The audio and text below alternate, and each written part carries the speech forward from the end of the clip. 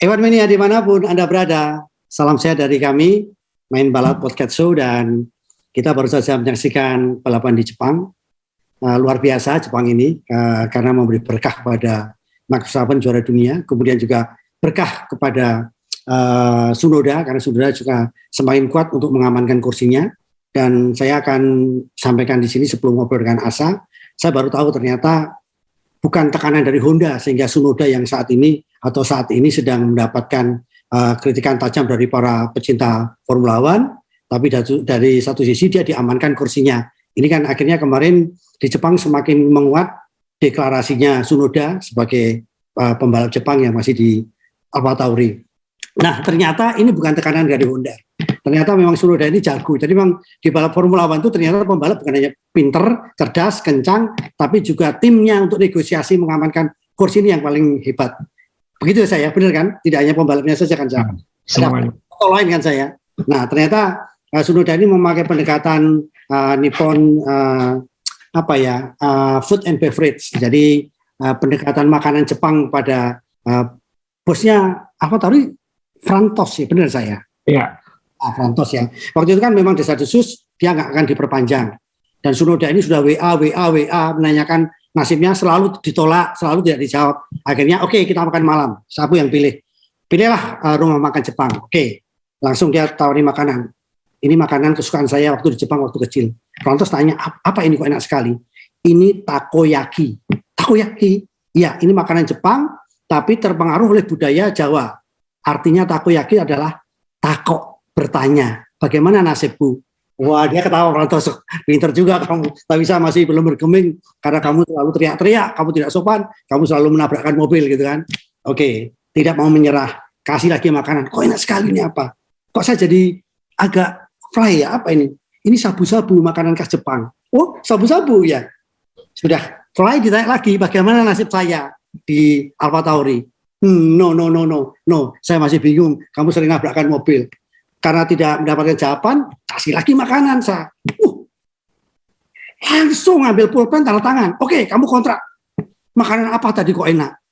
Itu namanya yakiniku. Kamu sudah yakin kan? Gitu kan. Di sebelahnya itu ada AlphaTauri. Bos AlphaTauri memperlihatkan terus. Ini kok nggak bener ya? Datang bawa minuman. Nih, coba. Enak sekali. Apa nama minuman ini? Ini minuman Jepang namanya sake. Apa artinya sake? Ya kamu itu mesake. Kamu memilih pembalap yang teriak-teriak dan suka nabrakkan mobil di pagar, ya kan? Yang bukan hanya AlphaTauri, tapi setiap sirkuit selalu kebobolan pagarnya. Oke, Ewan Mania, ini balapan Jepang dan kita akan ngobrol dengan Asa karena Jepang ini menurut Asa, saya yakin Asa ini waktu mudanya antara Surabaya dan Jepang itu dekat sekali, jadi budaya Jepang pasti tahu. Siap masa lalu Mas Dewa ya. Semoga Ibu Asa tidak nonton podcast kali ini ya. Kita ngomong Jepang sekarang. Hampir jadi orang Jepang ya. Enggak. Ya Mas Dewa emang lama nggak nonton Grand Prix Jepang, 3 tahun. Dan sebelumnya ini ada warna baru, kaos main balap di azawari.com, warna British Racing Green, Mas Dewo, warna favorit saya. Aston Martin ya? Oh, ya Aston Martin yang ikut, ini aslinya. Ya, jadi buat yang berminat, kemarin ada abu-abu, sekarang ada warna hijau, masih ada nomornya Mas Dewo dan nomor saya. Jadi untuk support channel ini silakan ke azawari.com. Kita kembali ke Jepang, ini sirkuit yang saya terus terang Mas Dewo yang pernah ke Suzuka, saya belum sempat. Dan penonton di sana kan sopan-sopan Mas Dewo ya. Terus lucu-lucu, ada lucunya dari dulu sejak zaman Ayrton Senna dulu selalu dandannya pasti ada yang unik-unik kayak gitu-gitu karena memang nonton F1 itu dulu saking populernya harus ikut lotre kan dulu. Nah, ini ada beberapa yang terekam di gambar yang saya tampilkan pertama, ada penonton yang pasang foto wajahnya Gunther Steiner. Will you marry me? Padahal tuh kayaknya suaminya yang dipasangin foto wajahnya itu. Jadi ini nggak tahu maksudnya apa. Kadang-kadang kan guyonan Jepang tuh agak maksudnya apa ini kayak gitu. Jadi ini lucu juga. Tapi yang paling lucu Mas Dewo adalah yang ini. Ada orang pakai baju kru Ferrari lama tapi kemudian pasang tulisan Ferrari tolong rekrut saya sebagai strategismu. Noho ini. Noho ini. Oh, ini. Ya. Ini ke syuting kamera TV kan ya. Jadi syuting kamera TV dan itu lucu luar biasa. Ini waktu babak latihan ya, waktu Q2 ya. Waktu qualifying ya, lupa. Jadi ini tulisannya Q2. Jadi apa namanya tulisannya hire me as a strategist. Jadi ini kan penggemar Ferrari yang menunjukkan udahlah aku nggak teriak-teriak toh, aku ikut turun di sana kalau perlu kayak gitu. Jadi ya. Tapi ini memang begitu saya. Jepang ini tidak menunjukkan karakter lucu itu dari teriak-teriak, dari apa ya, suara atau apa, tapi dari pakaian yang dia kenakan saya. Karena iya, jadi kalau sorak-sorakannya kan Mas Dewa tahu sendiri kan, orang Jepang kalau sorak-sorakan teratur gitu, nggak ada wah itu nggak ada. Ya hening, tapi ya ini kebiasaan kalau kita naik kereta di sana kan nggak boleh teriak-teriak. Kita juga dimarahin waktu kita ngobrol agak keras saja dimarahin. Tapi waktu saya datang di sana tahun 2018 bersama teman-teman One Mania Surabaya, memang hal-hal semacam ini kita temukan. Contohnya orang pakai kimono tapi bahannya itu dari Red Bull. Jadi ini bagus, bagus ya. Ini bagus kayak terus topinya kan sama kan, dia topinya selalu dikasih monokoknya puncaknya. Ya. Kayak replika F1 jadi topi gitu ya. Ya, terus kemudian kayak sayap itu kan ini Jepang nih. Ini kalau mau nonton yang aneh-aneh teman-teman ya di Jepang. Dan dari anak-anak juga dibawa ya saya. Anak kecil-kecil dibawa pakai kereta yang didorong itu kotak-kotak gitu. Ya. Mereka nonton sambil ya kehujanan ya biasa mereka. Ya. Karena selalu sering hujan ini, karena kan sering bulan-bulan Oktober gini balapan di Jepang. Terus kemarin ada kabar baik juga buat Mas Dewo dari Mas Tepi, Mas Stefanus yang bekerja untuk Alfa Tauri, yang mungkin kerja keras kemarin bersih-bersih karena hujan dan mobilnya mungkin nggak mulus semua sampai ke finish. Ini Mas Dewo kan dulu pernah motret waktu di Sepang Mas Dewo ya. Mas Dewo motret pergantian waktu itu. Kalau nggak salah Daniel Kvyat diganti oleh Gasly dan itu diganti last minute sehingga tulisan-tulisan di pit lane di paddock itu harus diganti dengan cepat dan Mas Dewo mengabadikan momen pergantian itu. Jadi ketika nama Gasly pertama dipasang dan itu oleh Mas Tepi, fotonya itu diserahkan ke Gasly dan ditandatangani. Satu-satunya fotografer sah. Satu-satunya fotografer waktu itu yang memotret momen ini ya, karena waktu itu mungkin Mas Dewo kesasar jadi nggak sengaja mutu ini mungkin. Ini jujur ya, ini saya minta tolong ini sebelum GP Singapura, tapi nggak ada kabar. Saya mau nanyakan juga sungkan karena masih sibuk. Saya dikasih informasi ini minggu sebelum balapan. Terus saya jawab, terima kasih Mas Tepi, karena ini adalah Selasa ulang tahun saya. Ini kado terindah dari Mas Tepi untuk dan sebagai rasa senang hari ini, karena saya tadi asal nunjukin angka 65, jadi saya sudah 57 tahun tepat hari ini. Main balap juga akan berbagi-bagi kesenangan dengan Anda semuanya. Topi, kemudian topi lagi. Nah, jadi simak podcast ini karena podcast ini akan seru karena kita ngomongin cost cap dan kita berikan hadiah. Kemampuan kita costnya hanya cap, ya udah cost kita hanya cap. Jadi hari ini ulang tahun Mas Dewo yang ke-57, hari Selasa ini ulang tahun Mas Dewo. Jadi ditunda itu bukan karena cost cap, supaya pas sama ulang tahun Mas Dewo. Jadi ya sering-sering ulang tahun Mas. Nanti seminggunya ada, 40 hari ada. Ngawur itu. Iya Mas Dewo, jadi terima kasih Mas Tepi fotonya. Nanti di akhir episode ini Mas Dewo yang ngasih kuisnya ya, supaya nanti yang harus berkomen apa untuk mendapatkan 2 cap itu kan ya. Kan sesuai cost cap katanya. Ya, oke. Ini Jepang menurut kamu gimana Sa? Balapan setelah jujur aja Jepang ini kan dari dulu kita nonton balapan yang ikut meriang ya. Hujan tidak kadang-kadang kita sebagai penonton jujur ya, kita dirugikan kalau balapan cuma 30 menit, 40 menit atau bisa ditunda, itu kan kadang-kadang kita juga sebagai penonton kita yang dirugikan. Jepang menurut Asa gimana? Mohon maaf ini ada pengakuan Mas Dewo. Saya sempat ketiduran waktu red flag. Kalau saya bangun waktu red flag, saya pikir satu kan, saya tidur jujur. Red flag, ada apa ini?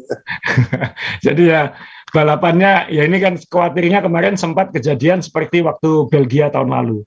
Balapannya nggak jadi. Tapi untungnya sempat diselenggarakan 40-an menit kan ya. 40-an menit sempat dapat 28 lap dan sempat ada ending yang maksudnya ending yang proper, bukan balapan yang dihentikan. Jadi ya walaupun harus menunggu 1,5 jam kalau nggak salah itu hampir red flag ya. Tapi 40 menit itu kan karena balapan ini kesepakatannya begitu dinyatakan dimulai kan 2 jam dihitung. Jadi waktu start kemudian dihentikan lalu dinyatakan jalan lagi. Nah kemudian ada kesepakatan ini harus selesai sebelum jam 5 sore waktu Jepang. Jadi itu jam 3 waktu Indonesia Barat sehingga clock-nya dimulai jam 1 waktu kita. Jadi 1 jam setelah lomba itu clock-nya dimulai dibatasi 3 jam. Ada untungnya sempat jalan, hujannya untungnya juga sempat mereda. Dan dari situ kita malah dapat belajar banyak hal ternyata. Tim-tim pun ternyata juga nggak nyadar kalau aturan poinnya ternyata seperti itu. Bayangin yang tim di F1 aja nggak paham, kita aja bingung. Waktu balapan selesai kan saya langsung ada acara Mas Dewa, jadi saya tinggal. Saya, ini belum juara dunia ini gitu. Dua hal, satu karena Leclerc harusnya finish nomor 2, yang kedua jumlah poinnya nggak cukup karena nggak sampai 100% kan. Tapi terus terang saya tinggal karena ada acara, ada terlambat. Tapi kemudian ada WA dari teman saya bilang, Max juara dunia. Oh mungkin karena Leclerc di diskualifikasi, tapi ternyata juga ada cara menghitung poinnya ternyata sudah dihitung penuh. Jadi ini balapan yang penuh penjelasan baru, dan itu aturan baru yang diterapkan gara-gara Grand Prix Belgia tahun lalu yang balapannya hanya di belakang safety car.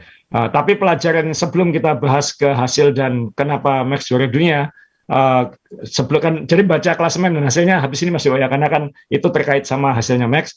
Saya ingin menunjukkan gambar ini dulu. Ini yang kiri adalah ban intermediate, yang kanan adalah ban full wet. Ban full wet ini nyaris nggak pernah dipakai Mas Jo. Karena apa? Kalau full wet biasanya balapan dihentikan, jadi terlalu bahaya untuk balapan. Jadi yang terjadi di balapan kemarin adalah spraynya kan Mas Jo. Jadi mungkin kondisi lintasannya oke, hujannya sebenarnya mungkin nggak sederas waktu Belgia kemarin, tapi pembalap itu nggak kelihatan, dan sirkuit ini kan naik turun meliuk-liuk. Ada beberapa tikungan buta juga, ya Belgia juga sama. Beda dengan Singapura misalnya yang flat, yang mungkin drainasenya bisa bagus. Ini kan sirkuitnya berbukit, ada yang di bawah terowongan itu, sehingga airnya itu ada mengenang-mengenang di beberapa tempat. Nah itu ketika spray itu pembalap nggak kelihatan. Jadi alasannya dihentikan adalah karena pembalapnya nggak kelihatan, jadi terlalu bahaya. Kemudian setelah ada kecelakaan dihentikan, dihitung 3 lap berhenti, lalu menunggu. Nah waktu itu ada debat pakai ban full wet atau ban intermediate. Semua akhirnya memulai pakai ban full wet. Nah ban full wet ini kan salah satu juga yang dituding tidak bisa dipakai bukan karena dia tidak bisa membuang air sehingga pembalapnya aman. Bukan itu. Ini ban efektif banget. Masalahnya adalah ini ban buang airnya itu 85 liter per detik, Mas. Jadi kemampuannya menyedot air dan membuangnya itu kencang sekali sehingga spraynya itu jauh lebih banyak. Dan itu yang membuat berbahaya. Pembalap bisa nggak kelihatan, apalagi dengan mobil-mobil ground effect sekarang kan kayak gitu. 85 liter per detik. Per detik. Ya kenapa kota-kota di Indonesia yang banjir beli pompa nggak beli ban seperti ini? Warganya banjir sekarang pakai ini aja biar cepet. Misalnya Tangerang, Bogor, Jakarta ya kan? Mahal Mas Dewa, cepat habis bannya. 1 jam habis ini. Ya, jadi maaf ban ini yang menyebabkan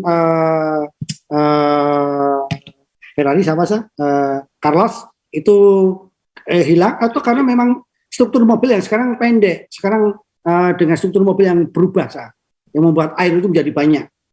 Enggak, karena sirkuit ini karakter sirkuitnya biasanya kalau hujan itu Mas Jo. Jadi ada sirkuit yang sangat cepat kering kayak Sepang kan, kecuali monsun dia tetap jalan karena kan lebar dan drainasenya relatif bagus. Suzuka ini sirkuit lama, jadi termasuk sirkuit tradisional, naik turun Mas Jo, berbukit-bukit. Jadi airnya itu ada mengenang di bagian-bagian. Tempatnya Carlos spin itu seharusnya bukan tempat spin itu. Jadi dia spin di situ ya sehingga harus balapan dihentikan. Ya, tapi dihentikannya kan karena memang banyak pembalap nggak kelihatan. Kalau kita lihat dari kamera kan nggak kelihatan. Jadi alasan keamanan, keselamatan udah dihentikan dulu aja, nunggu sampai situasinya minimal hujan turunnya berkurang sehingga ketika jalan lagi nggak kelihatannya itu nggak lama kan yang ditunggu itu kan. Banyak yang menduga kira-kira ini bakal 6-7 lap di belakang safety car, tapi ternyata kan cepat ya, 2-3 lap sudah langsung balapan, dan setelah itu mengering semua dan malah cepat-cepatan ganti ban intermediate malah. Nah itu ini ban intermediate ya yang hijau. Jadi kelihatan beda banget kembangannya, yang satu untuk membuang air, yang satu untuk membantu grip sambil agak buang air kayak gitu. Jadi ini gunanya. Jadi ya yang penting kita bersyukur balapannya berlangsung walaupun hanya 40 menit daripada kita berjam-jam nonton safety car dan penonton seperti ketika Belgia tahun lalu kan. So, jadi minimal balapannya jalan, yang penting itu. Ini mungkin juga ada kaitannya sama pengawas baru F1 ini lebih konservatif, lebih hati-hati dalam mengambil keputusan yang sudah terjadi tahun ini berkali-kali. Ini aja masih ada miskom kan, kayak misalnya ketika Gasly masih belum nyusul rombongan, traktor sudah keluar, itu kan bahaya banget karena dulu kan Jules Bianchi kan matinya kan nabrak traktor itu gitu, melintir nabrak traktor itu. Apalagi Gasly katanya melaju di atas 200 km per jam waktu itu. Dan Gasly teriak-teriak kan, itu kalau nabrak aku mati ini katanya. Nah, itu investigasi yang berbeda ya. Jadi urusan traktor itu diurus berbeda, itu pasti prosedural, mungkin terlalu semangat atau salah kode atau apa. Tapi yang jelas balapan dihentikan, kemudian dijalankan lagi dan selesai gitu. Jadi malah sebenarnya agak mengecewakan endingnya karena biasanya kalau balapan hujan itu ada hasil kejutan kan Mas Yo. Ini kan nggak ada. Jadi urutannya sama kayak balapan normal di lintasan kering gitu. Ya, karena Asa tadi menyinggung balapan kejutan, menurut Asa ya, Mick Schumacher dengan posisi waktu itu sudah di atas, kalau itu ditarik ganti intermediate, kira-kira dapat poin atau enggak? Karena dia terlalu lama memakai ban full weight kan, sementara ya. Intermediate. Ya mungkin dapat poin, mungkin. Tapi kan waktu itu Haas memutuskan gambling kan, siapa tahu ada safety car dan kemungkinan terjadinya. Atau hujan lagi ya. Atau hujan lagi, betul. Jadi harus ada yang berani gambling dan beberapa kan gambling itu dan gagal semua gamblingnya. Ya. Karena yang benar malah yang langsung ganti intermediate kan waktu itu. Vettel ya, Vettel. Jadi ya, Vettel belajar dari Russell nyabur, ya kan Russell masuk duluan supaya dapat DOD, ternyata melintir. Kalau Vettel kan dapat DOD, ganti duluan. Jadi ya ini kalau hujan begini ya tinggal semua kan punya satelit yang sama, semua punya informasi yang sama, semua bisa lihat-lihatan fiturnya siap-siap atau tidak. Tapi ya yang ambil gambling duluan itu yang dapat kemarin. Tapi 5 besar kayak Ferrari, Red Bull, Mercedes mungkin bukan akan tipe yang berani ngambil gambling Mas Yo, karena kalau ada apa-apa dia ketinggalannya terlalu jauh atau dia kan posisinya sudah di depan. Kalau dia ganti ke belakang, dia harus nyalip-nyalipi kan juga berisiko. Jadi yang gambling biasanya yang tengah-tengah belakang gitu. Nah, kebetulan Mick Schumacher termasuk yang gambling dan gagal. Ya, sayang di saat dia sangat butuh hasil baik untuk kelanjutan karirnya, nanti kita bahas di akhir itu. Jadi ya ya gamblingnya gagal. Jadi kita ngomongin hasil lomba ya Mas Yo ya. Boleh, silakan Sa. Jadi ya kita semua tahu Verstappen menang, Perez nomor 2 karena Leclerc dapat penalti 5 detik. Ini juga jadi akhirnya Leclerc kehilangan gelar juga karena kesalahan sendiri. Malah sebenarnya relatif tidak under pressure waktu itu, tapi malah ketika under pressure malah aman, ketika nggak terlalu di pressure oleh Perez malah melebar dan dianggap mendapat keuntungan kata pengawas lomba. Jadi dia nomor 3 dan itu memberi Verstappen poin cukup untuk juara dunia karena dihitung penuh. Ocon finish keempat, Hamilton kelima, nggak bisa nyalip Ocon, top speednya nggak dapat, track lurusnya nggak dapat. Vettel yang gambling tadi bisa dapat nomor 6. Alonso itu kan sempat gambling nggak ganti juga kan? Ya. Nah, tapi dia kemudian memutuskan pit stop dan dengan ban yang lebih baik dari yang lain, dia bisa kembali ke urutan 7. Jadi ya plus minus saja dia tetap di situ lah intinya kayak gitu. Ya tapi finishnya bisa mepet gitu saya berapa detik selisihnya itu ya. Berdua. Ini luar biasa juga kan, tontonan juga kemarin. Iya. Kemudian Russell peringkat 8, Latifi dapat 2 poin. Ada yang minta bahas Latifi, mau bahas apa ya? Latifi 2 poin sudah kan kayak gitu. Kemudian Norris ya McLaren kehilangan lagi, jadi sekarang flip lagi posisinya di konstruktor, langsung ke klasemen pembalap. Verstappen sudah kunci juara dunia 366 poin, sudah nggak bisa disalip. Perez nomor 2 sekarang, jadi apakah Red Bull bisa 1-2 ini nanti. Kemudian Leclerc ketinggalan 1 poin, Russell masih di situ, Sainz masih bisa naik lagi, Hamilton ya sebenarnya makin dekat ke Russell sih, tapi kita lihat nanti di akhir musim seperti apa, masih ada 4 lomba. Norris ya no man's land, dia tengah-tengah, atas jauh, bawah relatif jauh. Ocon Alonso solid di situ. Bottas ini lama nggak dapat poin, lama nggak disorot kamera, tapi masih 10 besar. Luar biasa ya. Nah ini konstruktor belum ngunci, tapi Red Bull kayaknya akan juara dunia konstruktor. Ferrari nomor 2, Mercedes agak jauh lagi dari Ferrari. Alpine sekarang yang kemarin ketinggalan 4 poin, sekarang unggul 13 poin. Alfa Romeo masih di situ. Aston Martin yang diam-diam mungkin bisa mencuri Alfa Romeo di akhir musim kalau dia bisa seperti ini sampai 4 lomba terakhir. Haas dan Alfa Tauri sama ya. Kemudian Williams akan kayaknya terkunci di paling belakang, kecuali ada kejadian khusus yang bikin Williams bisa tiba-tiba naik podium lalu poinnya melonjak. Nah, sekarang kita ngomong Verstappen juara dunia Mas Dewa ya. Kenapa dia akhirnya dinyatakan juara dunia? Sebenarnya kalau teman-teman buka, saya nggak tampilin, saya nampilin grafis yang lain. Kalau teman-teman buka regulasi poin sekarang, itu ternyata cukup rumit ya gara-gara Belgia itu.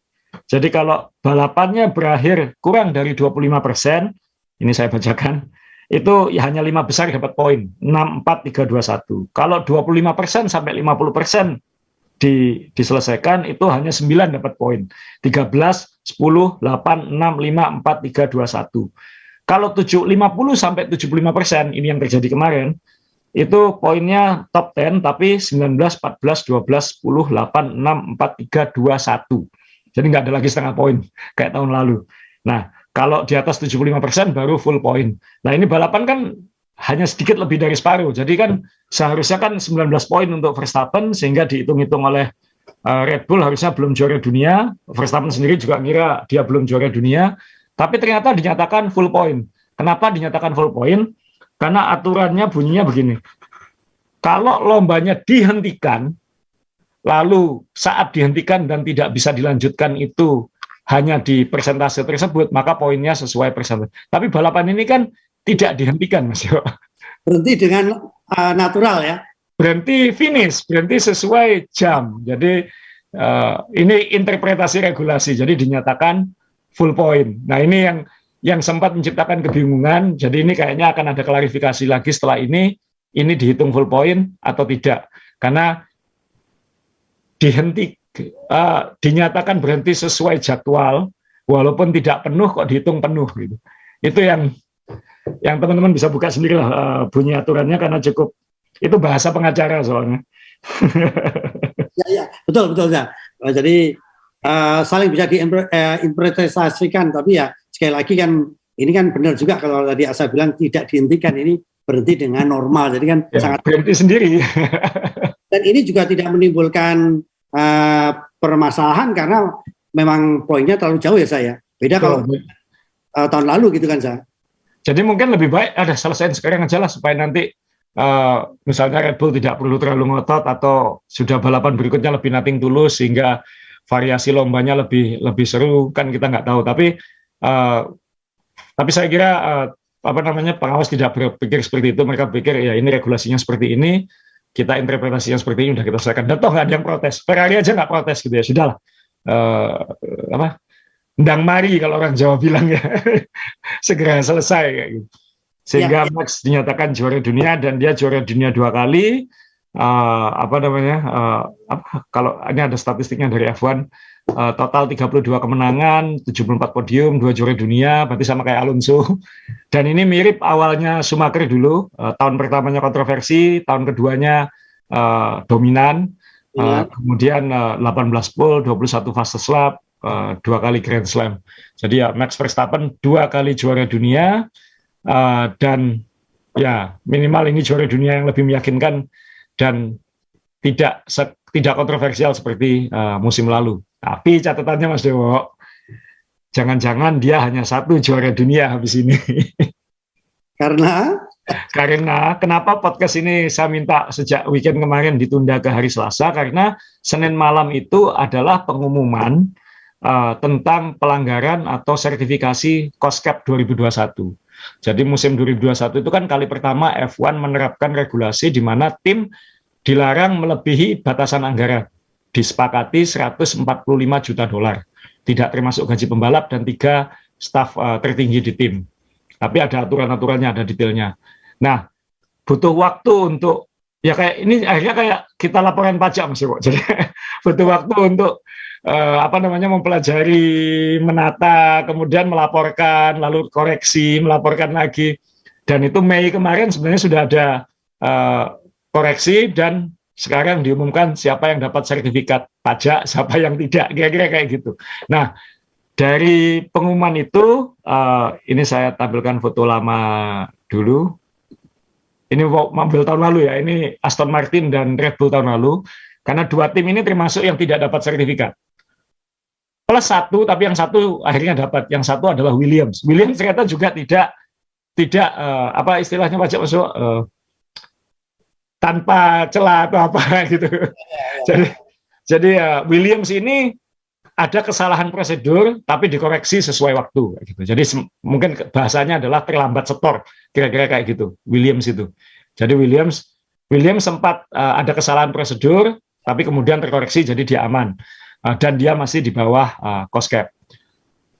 Aston Martin juga melakukan pelanggaran prosedur tapi juga di bawah cost cap. Jadi tapi kategorinya beda dengan William tidak perlu beri sanksi karena dia mengoreksinya sesuai waktu. Gitu. Jadi mungkin dia nyerahkan, kemudian suruh koreksi dengan cepat kayak gitu. Jadi tidak ada sanksi apa-apa, tapi dikasih tahu kalau dia terlambat.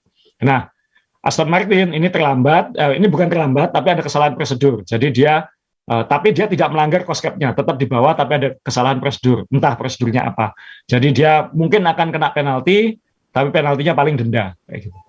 Nah, Red Bull yang di belakangnya ini kesalahan prosedur plus melewati cost cap skala minor bahasanya. Skala minor itu di bawah 5%. Di bawah 5% adalah kalau 145 juta berarti kan 7,25 juta dolar. Ya masih banyak masih 100 miliar. Kan masih banyak ngelewatinya itu. Sehingga dia akan terancam banyak hukuman kayak gitu. Salah satu potensi hukumannya adalah dicopot gelar konstruktor dan pembalapnya. Jadi, kenapa? Yang 5% kena nggak kena lebih? Bisa kena. 5% bukan dicopot, pengurangan Mas Yo. Kalau 5%, pengurangan. Jadi, saya akan tampilkan grafisnya. Jadi, tapi sebelum ini terjadi, ini kan jadi yang terjadi Senin malam waktu Indonesia Barat atau Senin siang waktu Eropa adalah pengumuman sertifikasi itu. Jadi ada 3 tim tadi yang dapat catatan, Williams tapi dinyatakan nggak apa-apa, cuma diperingatkan aja. Aston Martin yang mungkin nanti ada pelanggaran tapi tidak melebihi cost cap. Red Bull ini melakukan pelanggaran dan melebihi cost cap minor. Minor itu maksimumnya 7,25 juta dolar tapi tidak dijelaskan berapa. Bisa 1 juta, bisa 100 ribu, bisa 1.000 rupiah, ya kan? Tapi bisa juga 7 juta dolar. Dan ini bisa berpengaruh karena kan seperti yang dijelaskan, ini Binotto keras ngomongnya. Itu bisa berpengaruh setengah detik per lap. Atau kalau katanya Lewis Hamilton, 300 ribu dolar itu bisa lantai baru, bisa sayap baru, yang bisa nambah performa dan dia bisa bikin menang di satu lomba. Jadi kan bisa mempengaruhi hasil musim lalu kayak gitu. Nah, ini waktu Singapura kan sempat rame ini kan. 2 tim ini dituding pelanggaran, malah ada yang bilang Red Bull pelanggarannya berat, tapi ternyata pelanggarannya seperti ini.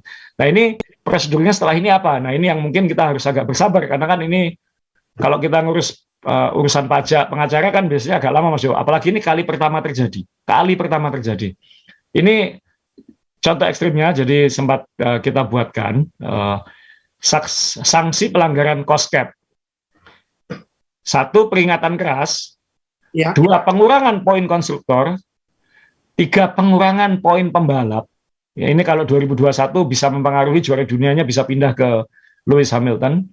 Kemudian diskualifikasi atau suspension dari event-event. Maksudnya, tapi kecuali lomba. Jadi misalnya di lomba-lomba ke depan tidak boleh ikut kualifikasi, tidak boleh ikut babak latihan, kayak gitu-gitu.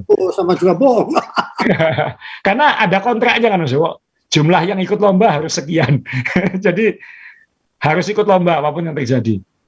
Mungkin ya bagus juga 4 lomba ke depan Red Bull harus start paling belakang misalnya kan, itu juga nambah seru. Kemudian yang kelima, pembatasan testing. Testing ini macam-macam ya, bukan hanya testing di lintasan tapi juga pembatasan pemakaian terowongan angin, pembatasan pemakaian virtual wind tunnel seperti kerjanya Om Tepi sekarang yang virtual CFD itu. Jadi dibatasi, kamu nggak boleh. Atau di musim-musim berikutnya cost cap-nya diturunkan. Jadi yang lain boleh. Kan tahun ini seharusnya 140 juta, tahun depan 135 juta. Mungkin Red Bull tahun depan 125 juta, misalnya kayak gitu. Jadi dampaknya adalah kalau bukan ke musim 2021, bisa jadi ke musim 2023 nanti. Tinggal bagaimana nanti proses ini berapa lama, lalu nanti bagaimana melihat konsekuensi-konsekuensi kayak gitu. Kan agak lucu juga kalau diskorsingnya tahun ini. Pelanggarannya kan tahun lalu, jadi yang ke musim tahun lalu pasti ada, tapi sanksinya kan musim ini hampir selesai, kan nggak mungkin disangsikan musim ini, mungkin disanksi untuk persiapan musim depan misalnya kayak gitu. Nah ini akuntannya F1 ini sibuk luar biasa sekarang. Ya, ini berandai-andai. Kalau memang benar nanti ada sanksi untuk Red Bull, ya. Kemudian kalau Asa melihat peluangnya pengembangan Red Bull saat ini, tahun depan itu kira-kira apakah tim-tim lain bisa ngambil keuntungan dari sanksi yang diberikan pada Red Bull, atau kalau menurut Asa memang mobil Red Bull ini termasuk yang sudah paling perfect untuk di lintasan tahun depan. Yang menyakitkan untuk tim-tim lain, Mas Dewo, adalah apa yang mereka lakukan tahun lalu kan bisa menguntungkan tahun ini. Ya. Sehingga mereka bisa mendapatkan benefitnya tahun ini, sehingga mobilnya tahun ini bisa lebih. Mungkin karena itu lebih dominan dari musim lalu. 7 juta dolar itu kan banyak, Mas Dewo. Maksudnya 7 juta dolar itu kan bisa hire aerodinamisis lagi, bisa melakukan, bisa bikin komponen-komponen lagi, bisa bikin banyak hal lah 7 juta dolar itu. Nah, tapi ya tim-tim lain kan juga sudah ngingetin sekarang ini. Sekarang bolanya di FIA lagi, Mas Dewo, bukan di tim-tim. Tim-tim kan kita semua sudah sepakat seperti ini. Ini baru tahun pertama diterapkan.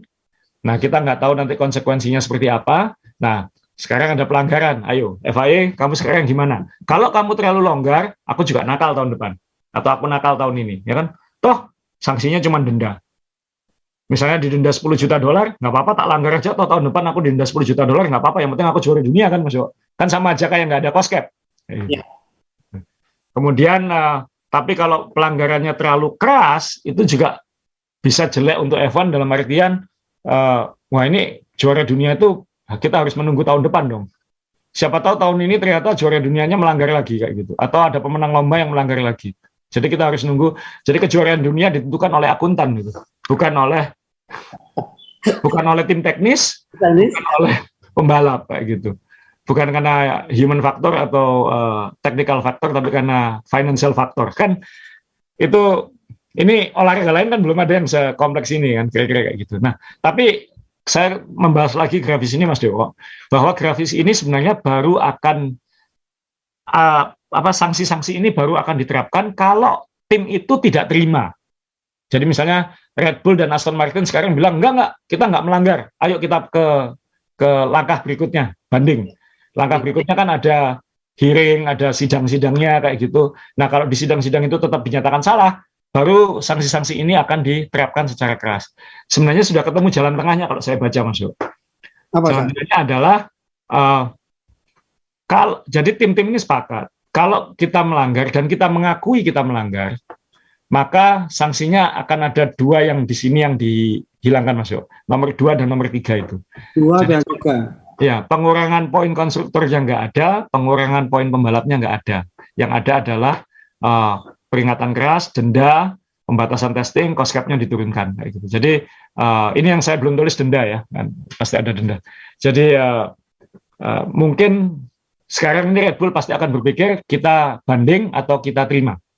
Kalau kita banding dan menyatakan salah, kita bisa kehilangan gelar musim lalu.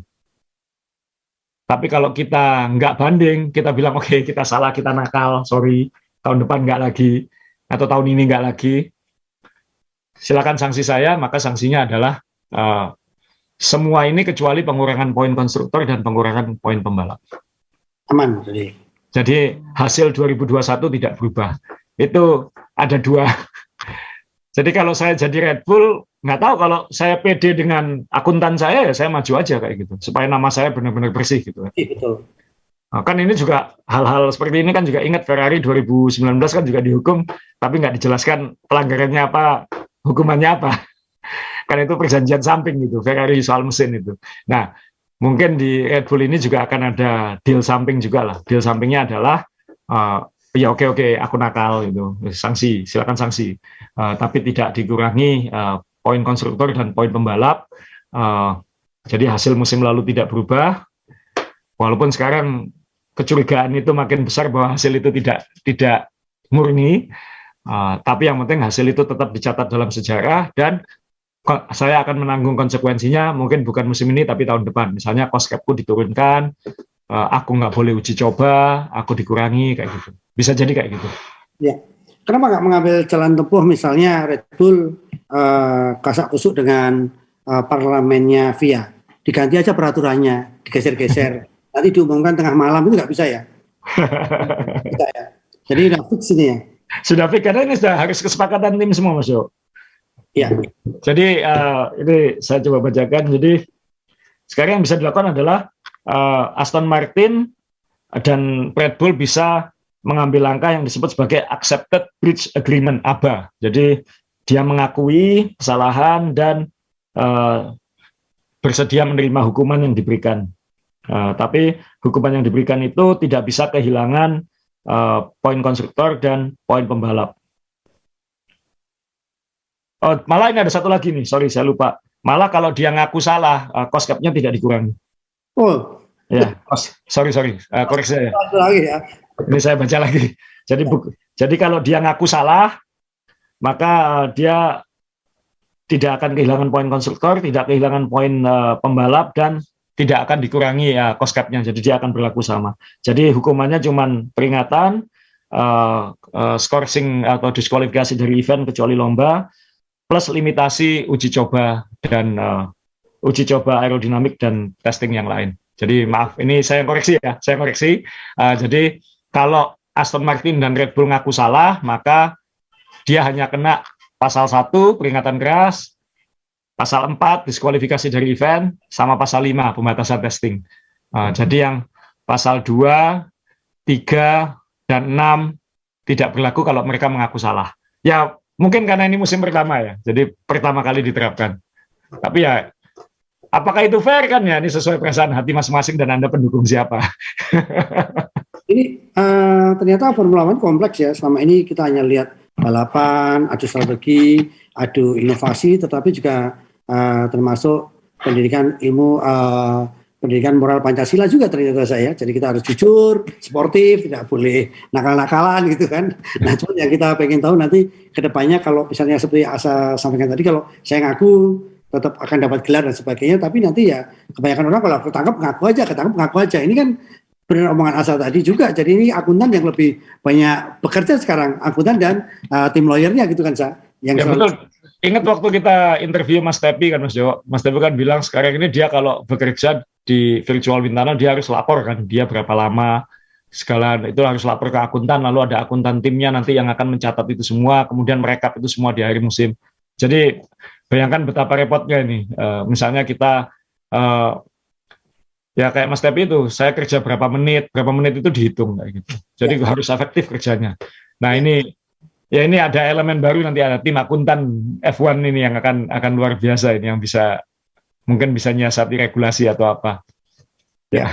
Tapi ya ini jadi satu, Max Verstappen 2 kali juara dunia, bisa jadi hanya 1 juara dunia kalau Red Bull mungkin mengajukan banding dan tetap kalah. Tapi siapa tahu Red Bull banding dan tetap menang, kan kita juga nggak tahu. Masih bisa dua-duanya, masih bisa semuanya sekarang. Malah mungkin ya ini podcastnya hari Selasa, malah mungkin nanti Selasa malam atau Rabu pagi tiba-tiba Red Bull sudah ngambil keputusan, kita nggak tahu. Tapi sampai kita syuting podcast ini Selasa, situasinya masih seperti ini. Masih diumumkan siapa yang melanggar, tapi belum ada sanksi karena menunggu dari timnya mau tax amnesty atau enggak. Kegiatan Formula One, jadi teman-teman kalau kita lihat bagaimana semuanya transparan, jadi semuanya harus dilaporkan. Jadi kalau suatu ketika nanti ada salah satu televisi yang diajak kerjasama dengan VIA, pasti Trans 7 karena di sana ada program lapor Pak ya kan, jadi apa-apa dilaporin gitu. Ini kita ada tambah lagi soal cost cap sebelum saya pindah ke topik lain. Ya, intinya adalah ya Max Verstappen tetap tahun ini luar biasa. Dia tetap juara dunia tahun ini. Tahun lalu dia juga juara dunia.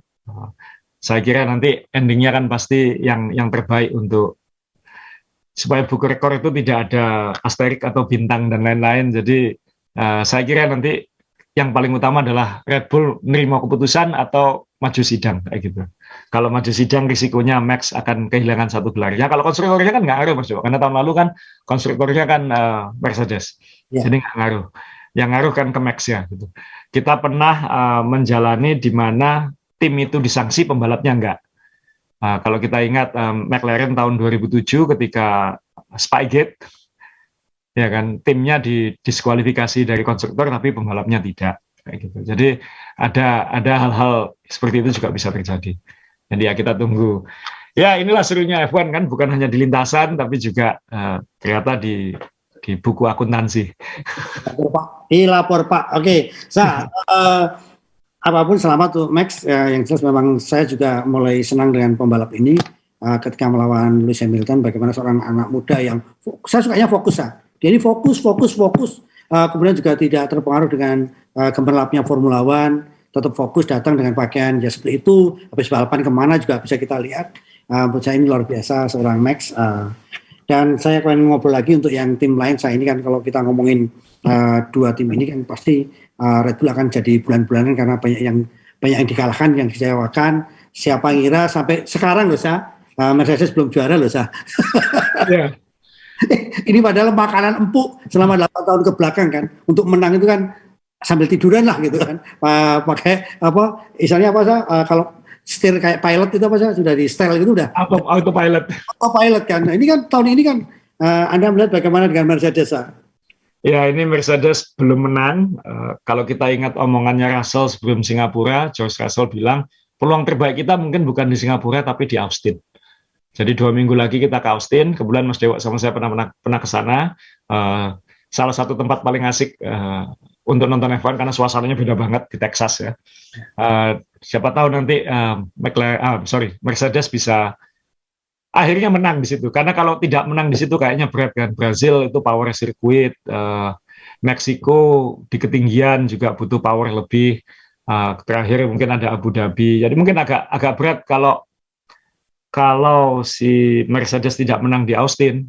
Saya kira itu dia mungkin tidak menang musim ini. Dan itu tragis. Begitu dominan bertahun-tahun, ada satu musim tidak bisa menang sama sekali. Ya, untuk pembalap kedua yang saya lihat untuk tahun ini sampai dengan Jepang.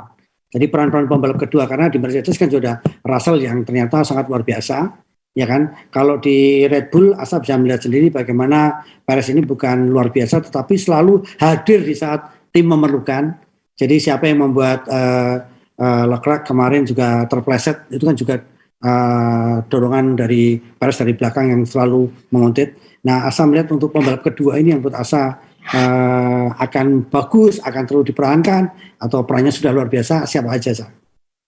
Yang jelas kalau untuk sisa musim ini kan, yang jelas Max sudah nothing to lose, jadi mungkin akan lebih longgar kepada timnya untuk memberi settingan kepada Perez misalnya kayak gitu. Max mungkin sudah bisa bereksperimen untuk musim depan sekarang. Kemudian di Mercedes, ya Russell konsisten luar biasa tapi belum teruji menang. Jadi masih ada tembok yang harus dia runtuhkan. Dan itu kalau nggak tahun ini, tahun depan kan dia harus melakukan. Karena kalau nggak percuma, podium terus nggak pernah menang kan juga percuma kayak gitu. Ya, betul. Kemudian Ferrari kan dua-duanya belum teruji sekarang. Chemistry-nya belum teruji karena masih gigit-gigitan juga kan itu. Nah, kalau nanti tahun depan kembali perebutan gelar juara dunia dan ternyata lebih ketat dari tahun ini, itu seperti apa? Kita nggak tahu. Nah, McLaren yang jelas gambling untuk masa depan, dua pembalap muda sama-sama calon hebat ya kan, Piastri dan Norris. Tim-tim lain berarti kita geser ke silly season Mas Dewa ya. Ini saya ada bagian yang saya mau tampilin ini confirm untuk 2023 dan lowongan yang tersedia di mana. Jadi hingga Jepang ini yang jelas tadi Red Bull sama pasangan yang teruji, Leclerc Sainz belum teruji bersaing sampai akhir musim, gigit-gigitan atau tidak, sama-sama alpha ini kan. Walaupun Leclerc secara performa lebih baik tahun ini, tapi tahun lalu kan Sainz lebih bagus poinnya. Kemudian Hamilton nggak perlu dipertanyakan lagi. Russell harus bisa menang untuk mengukuhkan diri sebagai calon pengganti Hamilton kalau memang Hamilton tidak lama lagi. Norris Piastri ini pasangan masa depan, tinggal timnya bisa ngikuti atau enggak, bisa nganterkan atau tidak. Bottas, Zhou nggak berubah ya, mungkin kayak tahun ini main aman di situ. Zhou fastest lap loh Mas Dewo, apapun fastest lap loh kemarin. Jadi dia mengukuhkan, aku ini minimal punya catatan prestasi satu fastest lap gitu, walaupun nggak jadi poinnya, karena kan di luar top 10. Ya. Kemudian ini yang seru, Gasly dan Ocon, Alpine akan jadi all French, jadi timnas Prancis ini. Dan ini ada foto lucu mereka berdua waktu kecil sama-sama balapan go-kart ini. Ini Ocon dan Gasly, dan ini foto mereka berdua waktu pengumuman Gasly akan gabung ke Alpine. Jadi katanya sih dua-duanya nggak sohib-sohib amat, tapi kan mau nggak mau mereka sekarang bawa bendera Prancis. Jadi ini dua-duanya pernah menang, tapi menangnya sama-sama berbau hoki. Tapi dua-duanya solid kan, minimal dua-duanya solid kan, dan harusnya nggak buru-buru amat gitu. Kemudian dan punya potensi hebat juga. Kemudian Tsunoda masih diperpanjang. Ini mungkin ada kaitan sama Honda Mas Dewo. Kan tiba-tiba logo Honda muncul lagi kan di Red Bull dan di Alfa Tauri. Jadi kan keluarnya Honda tahun lalu tuh malu-malu ternyata. Ini pengen balik lagi kayaknya. Makanya kenapa dealnya dengan Porsche kayaknya nggak jadi. Jadi kita lihat itu nanti dampaknya ke proyek mesinnya Red Bull seperti apa. Karena kayaknya Honda akan kembali lagi dan itu mengamankan Tsunoda. Yang hebat adalah Alfa Tauri memutuskan tidak mengambil binaan Red Bull. Mungkin melihat yang di bawah ini tanggung-tanggung, sehingga yang diambil malah De Vries yang usianya udah 27 tahun. Seperti itu. Jadi ini akan kombinasi yang menarik ini, De Vries dan Tsunoda ini.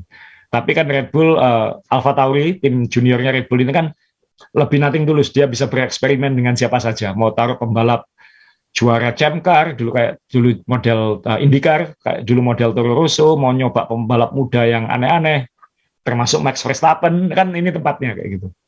Jadi sekali lagi Alfa Tauri menjadi tim eksperimen. Kemudian ya minimal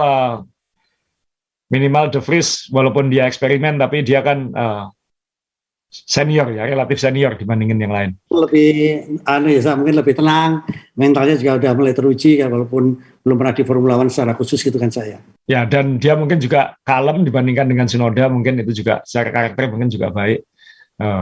Kemudian Alonso dan Stroll ini akan menarik dilihat Aston Martin bisa nggak ini sesuai dengan image-nya yang harusnya high end tapi kok performanya masih low end sekarang. Dengan adanya Alonso ini bisa mendongkrak atau tidak, apakah dia beda dengan Vettel misalnya, ini kita tunggu. Nah yang dua punya lowongan ini yang di kanan bawah, Magnussen masih belum jelas satunya siapa, Albon masih belum jelas satunya siapa. Yang jelas Latifi tidak akan diperpanjang di Williams. Jadi mungkin ini Ralf Schumacher ini yang jadi tanda tanya besar sekarang. Haas kayaknya pengen pembalap senior. Jadi kalaupun mengganti Mick, dia tidak mau pembalap rookie. Dia mau cari tangan yang aman. Kayak gitu. Nah, gosipnya kan di situ ada Hülkenberg seperti itu misalnya, atau siapa tahu lagi yang lain nanti. Nah ini tinggal Williams. Ralf bisa kedua-duanya ini. Sorry, Ralf Schumacher kan dulu di Williams, pamannya Mick ini bisa ke Williams ikut pamannya dulu, kemudian atau tetap di Haas. Ya ini tinggal dua kursi ini. Bukan kursi yang menarik untuk digosipkan, tapi menariknya adalah karena Mick Schumacher masih cari kerjaan. Menurut saya itu signifikan. Kalau saya belum jadi penggemar Mick Schumacher, tapi kayaknya F1 masih butuh nama Schumacher di situ. Gitu. Karena ini nama legacy dan dia belum dapat kesempatan proper untuk menunjukkan kemampuannya. Itu aja. Jadi kalau kita lihat tradisi di Haas, kalau mobilnya hancur itu kan bosnya langsung marah-marah. Tapi kalau di Alfa Tauri ini kan pecah ya biasa, ganti diem aja. Karena kalau kita lihat kadang-kadang saya juga berpikir kenapa kalau di head to head dengan Tsunoda kan dengan mobil yang sama mungkin kan juga Mick ini tidak jelek-jelek amat gitu saya. Yang jadi pertanyaan saya malah yang ngeri ada di Ferrari. Ferrari ini apakah benar ini dua pembalap ini 1-2, yang satu dominan, yang satu tidak. Ini kan bahaya juga kalau kita lihat dengan mobil yang sangat bagus kayak kemarin kan. Kalau saya bilang kalau dia menghancurkan mobil itu karena aqua planning gitu kan saya. Nah, saya jadi curiga itu katanya karena Aqua Planning jadi mobilnya bisa terhempas itu. Padahal kalau kita lihat iklannya Aqua itu kan yang orang tidak fokus minum jadi fokus. Ya kan iklannya gitu. Gitu kan. Kok ini dibalik kan gimana ini? Nah, kalau menurut Asa Ferrari perlu dipertahankan nggak atau harus berani mengambil yang saling melengkapi seperti Red Bull dan Mercedes? Dua pembalap Ferrari ini dikontrak masih sampai 2024 minimal Mas Yo. Jadi masih lama mereka berdua di situ. Ya pasti bisa dibayar kayak yang terjadi di Ricciardo kan. Kontrak tidak ada artinya karena masih bisa dibeli. Tapi 2024 ya. Ya, partai mana yang akan memakai untuk kampanye sampai 2024? Yang jelas Ferrari ini dia kayaknya komit sama dua ini. Mick Schumacher kan kayaknya nggak diperpanjang di akademinya Ferrari. Jadi karena ya lowongannya masih terlalu lama untuk bisa muncul. Tapi kan yang dilakukan pembalap F1 kan dia harus mencari tempat untuk terus eksis kan Mas Iwo. Jadi kalau misalnya ada apa-apa dia bisa muncul gitu. Ricciardo kayaknya sudah nyerah, dia kayaknya nggak akan ada di grid tahun 2023, tapi dia ngincer kayaknya pembalap cadangan Mercedes salah satunya. Kemudian ya tinggal dua ini. Williams kan ya siapa tahu pembalap Amerika itu kan Sargent itu akan bergabung ke situ. Ya tinggal tim lobby tadi mungkin perlu dibawa ke restoran Jepang. Enggak ya, beda bosnya ya, Gunther Steiner. Gunther Steiner itu logatnya Jerman, namanya Jerman tapi itu orang Itali karena dia dari bagian Itali yang berbahasa Jerman. Saya pernah di Itali itu ke Ovaro namanya, waktu itu bersepeda di sana. Ini Italia tapi kok hotelnya Jerman, makanannya Jerman, bahasanya Jerman, semua tulisannya Jerman. Oh ini Italia yang Jerman katanya. Jadi itu Gunther Steiner ya. Ya, ini sedikit sedih juga kalau kita lihat ya nama Ricciardo sudah tidak ada lagi dan ini kan pembalap yang belum pernah juara dunia, tetapi kalau kita ngomong popularitasnya kan tidak kalah dengan Kimi, tidak kalah dengan pembalap juara dunia yang menang hanya satu kali. Karena memang lucu, banyak cerita di sekitar pedok di antara pembalap dan saya yakin banyak pembalap juga kehilangan, banyak yang tidak ingin Ricciardo ini terlempar dari kursi di Formula One. Kalau Asam lihat bagaimana Sa? Ya pasti sayang kan Mas, karena kan dia karakter. F1 ini kan butuh karakter. Ya. Cuman ya dalam hal ini karakter dia sudah digantikan Norris. Jadi kan ada Norris di situ yang bisa siap jadi memberi warna di F1. Jadi ya itu yang terjadi kalau hanya ada 10 tim, hanya ada 20 kursi, yang dari bawah ini mau naik terus, sedangkan di atas untuk bertahan lama itu sulit. Ya kita tunggu aja 2024 apakah nanti Ricciardo bisa menemukan tempat atau siapa tahu di pertengahan musim 2023 nanti ada yang butuh pergantian atau terjadi sesuatu kan. Nama-nama yang siap kan Ricciardo, Hülkenberg, nggak banyak kan Mas. Yang punya super license kan nggak banyak. Ya. Jadi dia punya SIM jaminan kerja gitu, tinggal balapan atau enggak. Oke, Sa, ini Jepang, Sa, kembali ke soal Jepang. Kita tahu Jepang ini kan cuaca termasuk plan ya, jadi sulit sekali ditebak gitu kan. Nah, benarkah ini akan diganti jadwalnya, Sa? Karena kalau kita lihat selama ini kan sayang sekali di sirkuit yang bagus dan banyak sekali pembalap yang katanya senang datang ke Jepang gitu, tapi setiap balapan selalu membawa drama dengan alam itu, Sa. Apakah ada rencana bisa dipindah atau digeser begitu, Sa?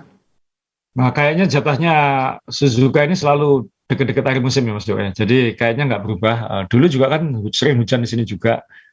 Cuman kan dengan mobil F1 sekarang, dengan ground effect, dengan mobil yang lebih besar, itu mungkin cara di lintasan basahnya perilakunya beda, efek-efeknya beda, semprotan airnya beda, dan itu yang mungkin agak mengganggu. Jadi saya tahu ini Pirelli dan F1 pasti akan membahas ini lebih detail. Bagaimana kan F1 pasti tidak ingin balapannya di cancel.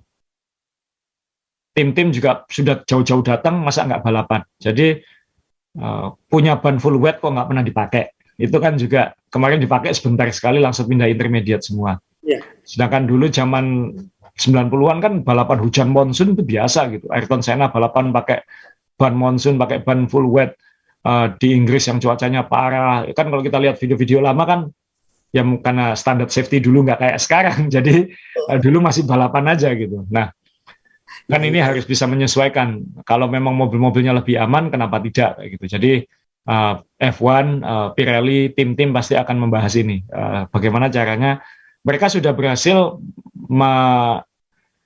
menemukan kesepakatan supaya yang terjadi di Belgia tahun lalu tidak terulang, sehingga kita bisa masih nonton balapan.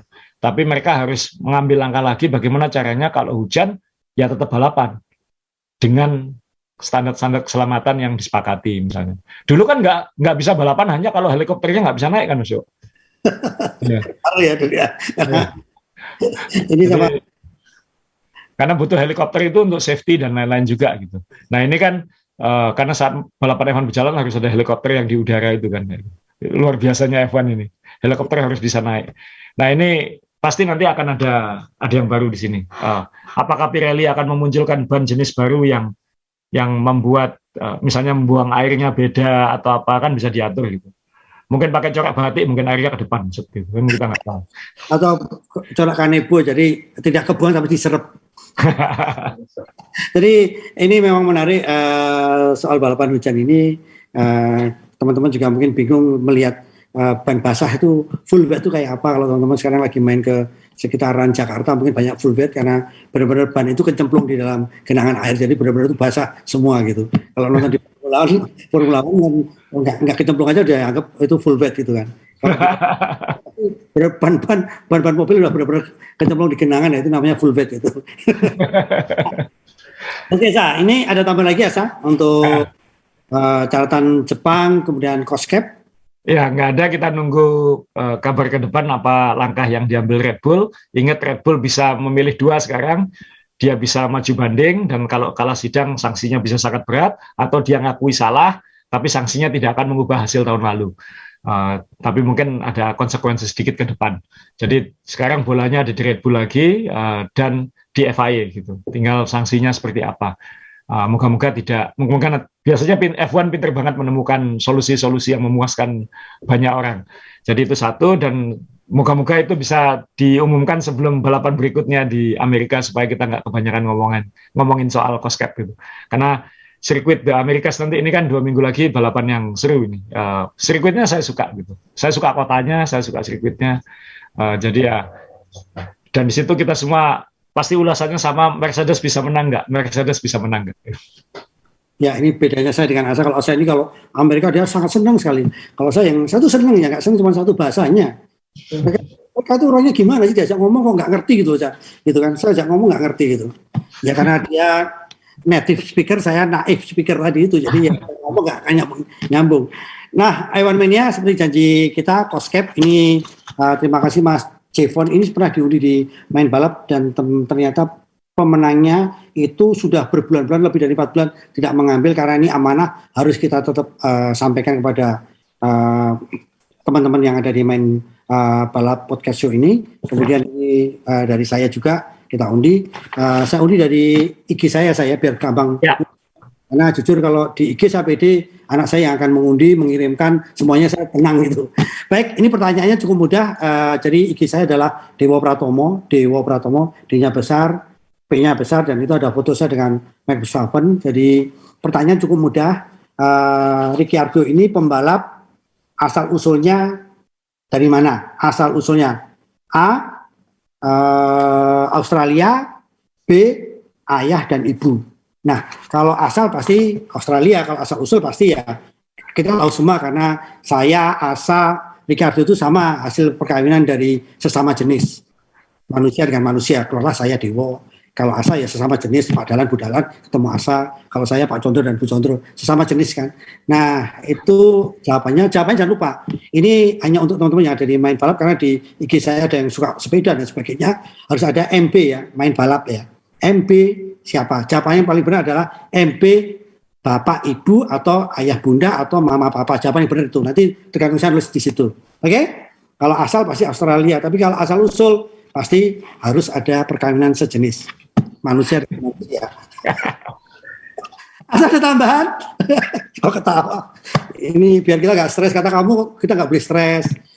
Sekarang kan sudah semuanya mulai di Indonesia mulai terbuka semuanya, konser, olahraga. Kamu sepeda sudah mulai, tinggal nunggu. Basket sudah kan? Sudah. Ya, tinggal nunggu bola kan. Ya, bola kena suspend. Nah, kena suspend. Nah, terus jangan lupa kaos yang dipakai Asa ini, teman-teman kalau mau beli segera karena ini memang terbatas. Kalau yang dari Surabaya biasanya main ke mall di sebelah barat sambil nonton. Itu ada akademi basket ya saya masih ya? Ya, saya ada DBL Academy di Pakuan Mall. Bisa ke sana, itu ada DBL Store, di situ bisa dapat jersey ini, kaos ini juga, atau bisa ke azaware.com. Asabet.com gimana sekarang? Oh, belum tahu saya. Di internet, Mas Dewo. Internet aja ya. Anak muda ini pintar ya. Jadi saya punya toko tapi nggak ada bangunannya. Semuanya dititipkan di internet itu kan. Kawan Mania sekali lagi terima kasih untuk saya. Alhamdulillah 57 tahun saya lumayan saya. Selamat ulang tahun Mas Dewo. Panjang umur, kita jalan-jalan lagi kok. Ayo. Pasti. Saya sudah gatel pokoknya tahun depan. Teman-teman sekali lagi terima kasih apapun masukan Anda untuk main balap. Silahkan, ini adalah forum kekeluargaan, forum silaturahmi, dan saya lihat yang ada di Main Balap Podcast Show ini militan semua. Jadi kalau kemarin kenapa Asa tidak bikin podcast itu banyak yang bertanya. Tapi saya akan jawab, mungkin Asa akan menambahkan. Inilah asiknya kalau saya bertemu dengan Asa. Asa ini selalu dari sisi wartawannya itu masih ada terus di kepalanya. Oh ini nunggu dulu, oh ada yang lebih penting. Oh dari angle ini. Jadi kadang-kadang teman-teman kan, aduh Senin, kalau Senin mungkin kita nggak akan membahas COSCAP yang begitu detail seperti tadi. Inilah satu hal yang menarik dari Asa yang selama ini saya kenal hampir 22 tahun. Asa terima kasih. Teman-teman yang di belakang Asa terima kasih sehat semua. Dan teman-teman dari Main Balap Podcast Show yang menikmati podcast ini, terima kasih. Sehat selalu. Dadah.